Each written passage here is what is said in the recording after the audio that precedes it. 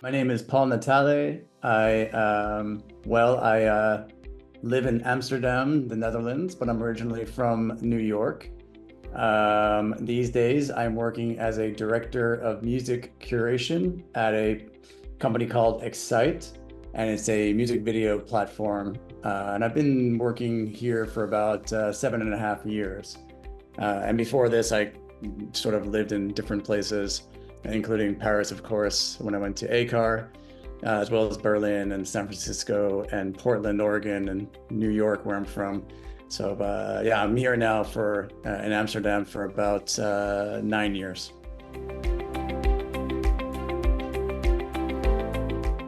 I'm quite proud of Cassie. I really, I really like the way it came out. Of course, you look back on these things and you want to change a lot. You see all the flaws, but I'm really proud of that film. It was something that, is the sort of instructions, let's say, for our class that year was to delve into realism and try to do, work with like cinema verite and try to, work with subject matters that were realistic. And so this film was based on a story I had read a long time ago about a girl who was pregnant, and she didn't want anybody to know she was pregnant. She was kind of trying to hide it from her family and her friends. But eventually I think she was at a prom or some dance at her school. And yeah, the baby wanted to come out, and she went into the bathroom and she gave birth to this baby. And she discarded it in the garbage, and it was discovered by a janitor the next day or a few days later. I just thought the story was like completely, well, yeah, kind of fucked up if we're being honest, But next to that, I just thought like, there's so much going on there, like what all this time where she had to hide the baby and what was she doing and it happening at a public event, not at home or in a hospital or anything. It happened as a public event and how she dealt with it. And I found that all really fascinating. So my story is not maybe like verbatim that it was based on that. But yeah, that was the sort of the story of the film.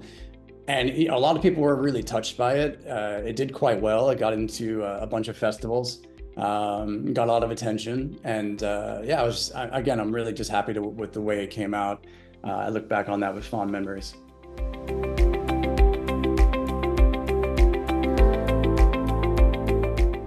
I wanted to make it feel as real as possible, so I didn't want to do too many takes. I didn't want to do too much rehearsals. I wanted to just kind of get in there. Keep everything at a minimum: the lighting, all of the let's say the crew and the cast, and everybody had to just be like on board with going in with a handheld camera and just like shooting this as if it was like a documentary. So I mean, with my crew, fellow film students, this is not always like the most appealing thing. Of course, they want to like they're learning how to use lights and cameras and dollies but I think they were really interested in the story and the subject matter, and they wanted to be a part of it, so they were on board. And if anything got to be too I don't know, cinematic or too technical, I was asking them to pull it back. I was always like, if the lighting was too good, I'd ask for it to be pulled back. And they had to understand that. I think the other thing is that I had this really strong vision of how I wanted it to be. I mean, most directors should have that strong vision. But when you're working with students, of course, a lot of people have a lot of ideas and opinions. And I basically came out in the beginning and said, like, look, maybe all of you will have better ideas of how we should shoot this and what we should do and whatever. And that's cool. And you can tell me those ideas, but let's just put it out there right now and say, I might not use a single one of them, and just don't be upset by it. Like, we got to just move on and you got to just trust in me. And that's how it went. So if there was something that I thought was becoming too deliberate or not like real enough, I would have to say like, let's not do that. And then they understood that I wanted that realism. So they went with it. So that was like the main problem. It went really, really fast. We were working with actors who don't speak English as their first language. So, I mean, there are times where it did feel like, sort of a hodgepodge of accents in the delivery, but that's fine for me. I thought, that is what it is. And it's meant to take place in a European city where there might be a lot of different, people and cultures and expats and stuff. So I was okay with that. But I would say my main thing, the thing I focused on, like number one main priority, was the actors and getting them to this place. I mean, especially the scene in which the actress, Emily Dudkowski, who plays Cassie, especially in that scene where she's disposing of the baby. I mean, this had to feel real. And so we spent a lot of time, not like rehearsing, but getting into the headspace of what that must feel like. And it was, again, I'm super happy I loved her performance. I love her. We're still in touch. I think she's amazing. But yeah, that was the most thing for me, is to like be there with the actors and make sure that they trusted what we were doing, even if it was fucked up. And even if it was that you had, a fake baby in your hand with this, blood and all this stuff we put all over it. I mean, you had to just like, trust me that it was gonna be all right. And they did. And yeah, so it ended up being a pretty effective film. First one, like I mentioned, for Cassie, and I was there with the actress, Emily Dudkowski. Of course, we partied afterwards, and it was great.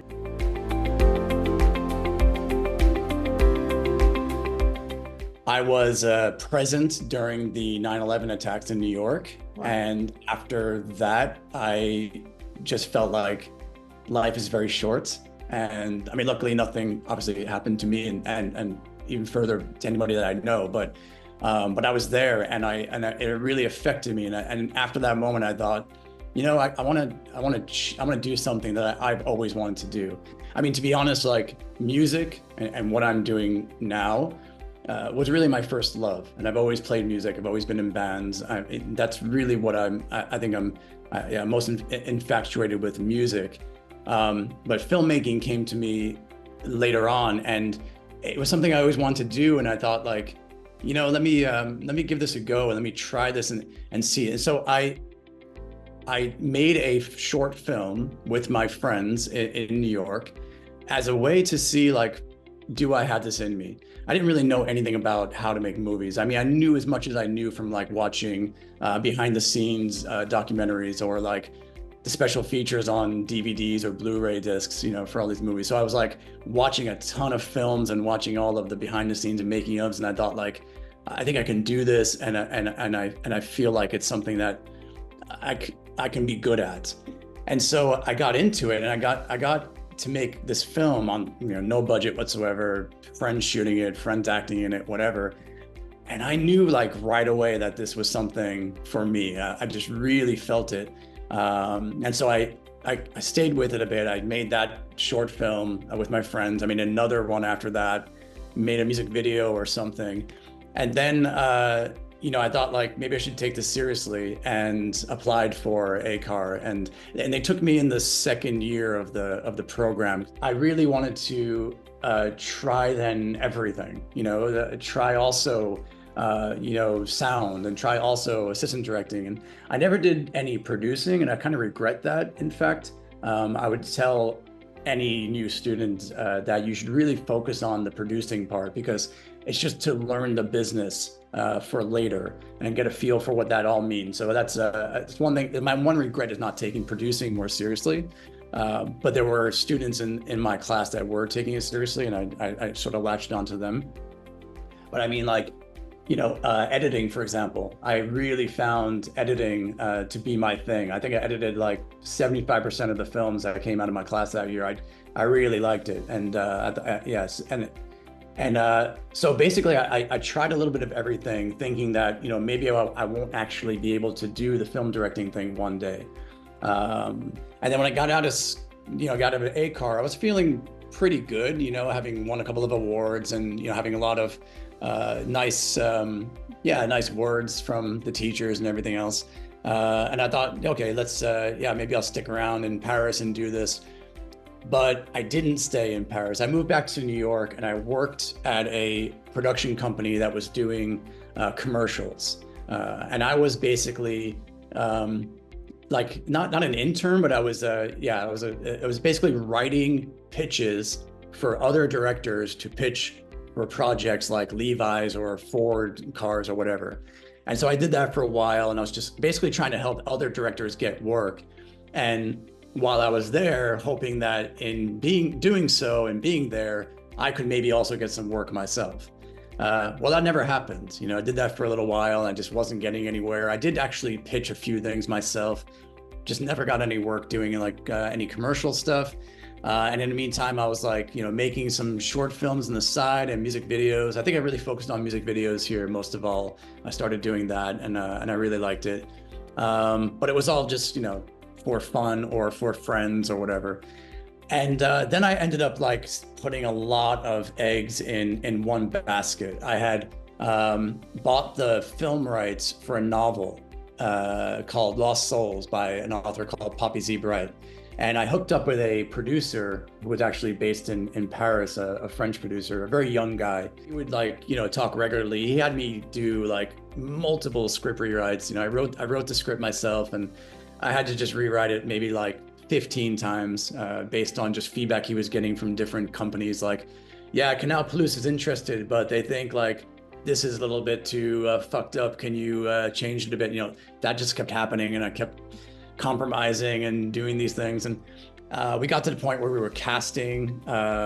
We actually cast. Well, it wasn't a signed deal, but we had Checky Cairo, who was on the jury of the festival where I won the screenwriting award for the lesson. This went on for like maybe 2 years, maybe even longer. I think it was like 2.5 years, and that we were just trying to get some funding to make this film. And then in the end, it just didn't happen. You know, it all just fell through. And this was a real like reality check for me that like this is what could be in the film industry, that you can put all your heart and soul and energy and everything into a project that you, in your mind, you can see frame for frame is going to be an amazing film, but it just might not ever happen. And that kind of thing kind of hit me really hard. And I after that, I kind of started getting a bit turned off by it, because I thought like, I don't really think it's in me to kind of, you know, play this game where you're pitching stuff and you're trying to get things going and things don't happen. I'm more of the kind of person where it's like, if I have an idea and I want to do something, I want to just go out and do it. I don't want to have to rely on like producers finding money and all this stuff. So in the end, it took me a long time to come to terms with this, but then in the end, I kind of realized that I think this is just not for me, really. It's like not actually, I love making films, but if I want to do it professionally, I don't think I want to do all the things that I think you need to do to be professional in this. So in the end, I just realized like, I need to let this go and make peace with it.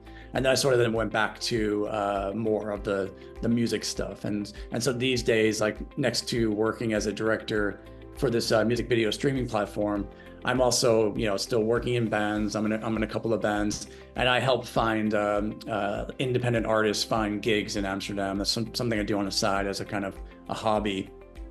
But yeah, so I'm back to music.